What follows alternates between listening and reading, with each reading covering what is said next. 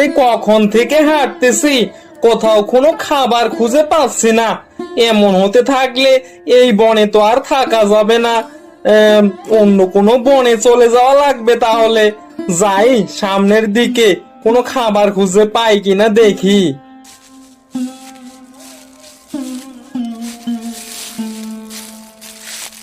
কি হে শিয়াল মিয়া, এত তাড়াহুড়া করে কোথায় যাওয়া হচ্ছে শুনি? উম তা বাঘ মামা, জানেনই তো এই বনে খাবার দাবার তেমন একটা পাওয়া যাচ্ছে না। 2 দিন থেকে তো না খেয়ে আছি, ক্ষুধায় পেটটা একেবারে চৌচো করতেছে।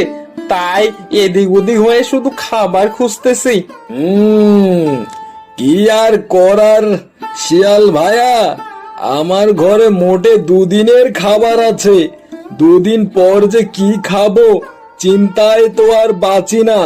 তা আমার কাছে যদি অতিরিক্ত খাবার থাকতো তাহলে না হয় তোমাকে কিছু দিতাম। আমি হলাম কথা বলা পরী। আমি বনের পশুদের সততা ও ভালো মনের পরীক্ষা নেই।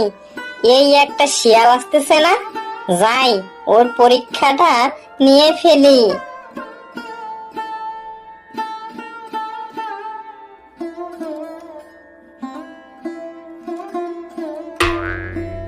আরে আরে, একটা হাঁস দেখতে পারতেছি না?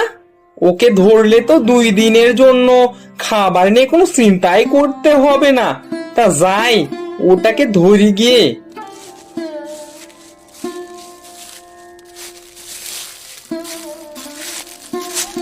এই এই এই, না না না, আমাকে তুমি মেরো না।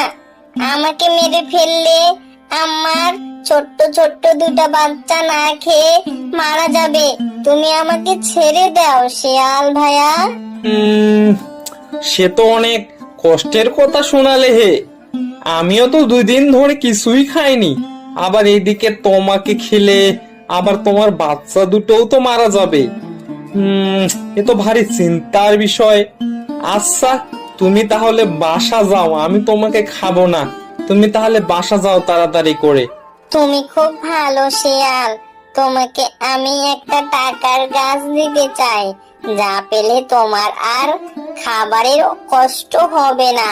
টাকা দিয়ে তুমি সব কিনে নিতে পারবে, আর তোমার আর কোনো দুঃখ থাকবে না। কি, তুমি আমাকে টাকার কাজ দেবে? তা তুমি টাকার কাজ কোথায় পাবে?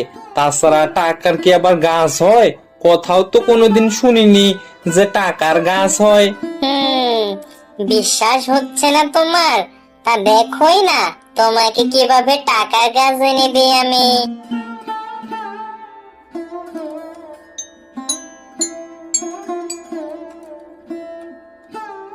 দিদি দিদি, ও দিদি, এরপর কি হলো?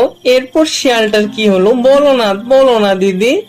এরপর টাকার গাছটা পেয়ে শিয়াল খুশি মনে তার বাসা গেল, আর টাকার গাছ থেকে কিছু টাকা নিয়ে সে অনেকগুলো খাবার কিনলো।